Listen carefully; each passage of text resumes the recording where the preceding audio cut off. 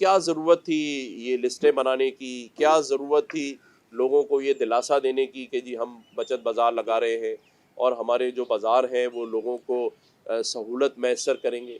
मतलब कब तक ये ड्रामा चलता रहेगा इस मुल्क में? अगर लोगों को मारना है तो फिर वैसे ही मार दें। ये मैं अपील लोगों से भी करूँगा, आवाम से भी, कि ना खरीदें ऐसी चीज़ें जो आपको मार्केट प्राइस से डबल पैसों पे मिल रही हैं। बायकॉट करें इनका। आवाज़ उठाएं इस बात के ऊपर।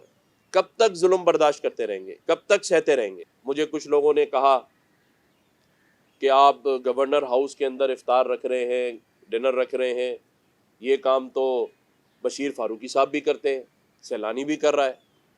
तो मैंने उस भाई से कहा कि भाई ये जो गवर्नर हाउस है इसके सब्जाजार को पहले उमराओं के लिए खोला जाता था, अब आवाम को इनविटेशन दी है उस शख्स के लिए जो सैलानी के दस्तरखान पे नहीं बैठ सकता। आप सब यहाँ बैठे हैं, आप अपनी फैमिलीज को ले जाके रोड पर तो नहीं बैठ सकते ना, लेकिन अगर सफ़ेद पोश हैं तो क्या करेंगे? बजाते खुद एम्प्रेस मार्केट गया और खामोशी से गया। डिप्टी कमिश्नर और एसी साहब को बताया गया कि जी हमने रेट्स चेक करने हैं। आप यकीन जाने जब मैं एक सब्जी वाले की उस पर गया तो वहाँ स्लेट के ऊपर लिखा था 35 रुपये किलो आलू। तो मैंने फिर लिस्ट चेक की तो उसमें भी 35 रुपये था। इसी असना में एक शख्स 4 या 6 आलू लेके गुजर रहा था। मैंने उसको बुलाया, मैंने कहा भाई आपने आलू क्या हिसाब लिए? उसने कहा मैंने 70 रुपये किलो में आलू लिया है और मैं सिर्फ 4 आलू ले सका हूँ। तो मेरे लिए बड़ी हैरानगी की बात थी और डिप्टी कमिश्नर साहब को मैंने कहा कि यार ये क्या है, एक शख्स 70 रुपये में ले रहा है, यहाँ मेरे सामने 35 रुपये लिख के लगाए गए हैं। तो फिर जब ज़्यादा बातचीत की तो सब्जी वाले ने कहा कि जी मुझे तो घर में ही 50-60 रुपये का पड़ा है। तो इसके बाद बाकी फ्रूट्स वालों के पास मैं गया, केला 300 रुपये किलो, छोटे से छोटा केला आपकी लिस्टों में 150 रुपये लिखा हुआ है। आपकी सब्जियां बाकी कीनू 600, मतलब हर चीज़ जो लिस्टों में है उससे डबल की बुनियाद पर मिल रही है। तो ये तो बड़ा जुल्म है इस शहर के ऊपर, इस सूबे पे, इस पाकिस्तान में, कि आपने पूरी एक फ़ौज है डिप्टी कमिश्नर्स की, असिस्टेंट कमिश्नरों की, रेट कंट्रोलर्स की, तो फिर ये क्या हो रहा है?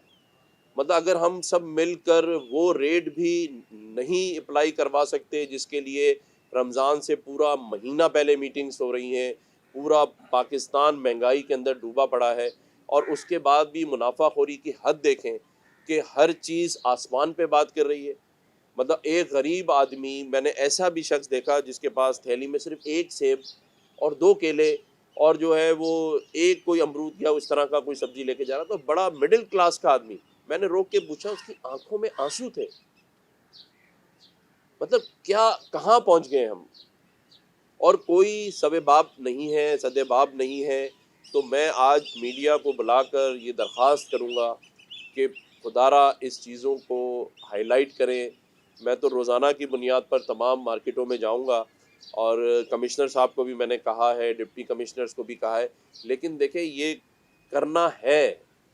मतलब हम लोगों को मुनाफाखोरों के हाथ में छोड़ दें इस महंगाई के ऊपर भी, तो फिर क्या ज़रूरत थी ये लिस्टें बनाने की? क्या ज़रूरत थी लोगों को ये दिलासा देने की कि जी हम बचत बाज़ार लगा रहे हैं और हमारे जो बाज़ार हैं वो लोगों को सहूलत मैसर करेंगे?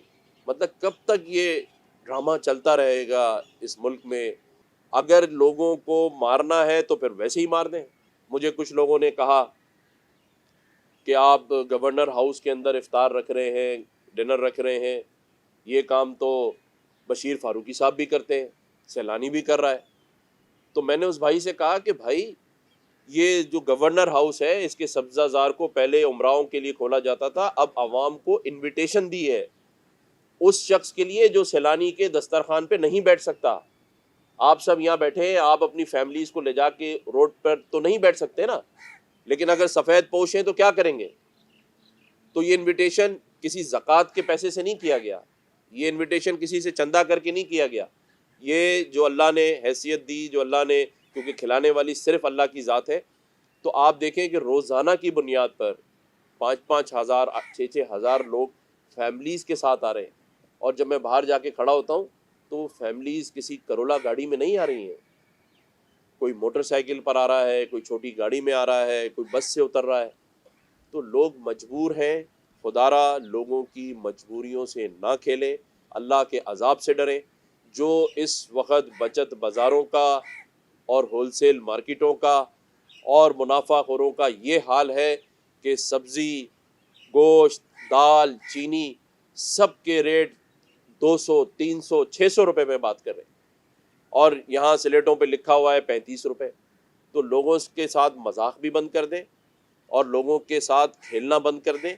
तमाम इंतज़ामिया को मैं ये कह रहा हूँ कि आखिरी बार खुदारा अपने ऑफिस में ना बैठें, अपने मातहत अफसरों के ऊपर ये ना छोड़ दें कि वो जाएं और वो इन बेचारे बेसहारा लोगों की जो जेब है उसको और ख़ाली कराएं।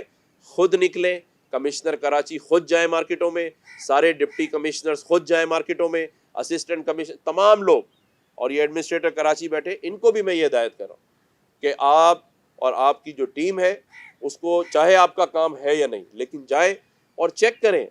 ये मैं अपील लोगों से भी करूँगा, आवाम से भी, कि ना खरीदें ऐसी चीज़ें जो आपको मार्केट प्राइस से डबल पैसों पे मिल रही है। बाइकआउट करें इनका, आवाज़ उठाएं इस बात के ऊपर।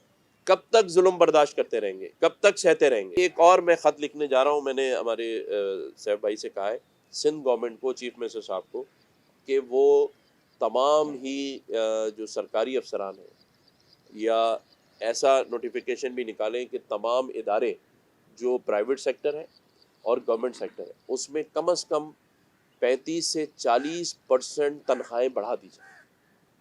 इसलिए कि देखें, अगर आप महंगाई को कंट्रोल नहीं कर सकते, आप मुनाफाखोरों को नहीं कर सकते हैं, तो ये ख़त आज इंशाल्लाह बनेगा या कल किसी वक्त। तो बजट भी आ रहा है, तो मैं उनसे ये सीएम साहब से कहूँगा, वो चीफ एग्जीक्यूटिव हैं सूबे के, 18वीं तरमीम के बाद उनके पास ये इख्तियार है कि कम से कम 40% तनख्वाहें वो तमाम लोगों की बढ़ा दें। और ये नोटिफिकेशन जो है वो तमाम प्राइवेट इदारों के ऊपर भी लागू होगा, तमाम इंडस्ट्रीज़, मीडिया मालकान, सब के ऊपर, कि कम से कम इस वक्त। और ये 40% भी कोई लोगों को रिलीफ नहीं मिलेगा, सिर्फ उनके जो 60 से 70% महंगाई हो गई है उसमें 50% कमी होगी।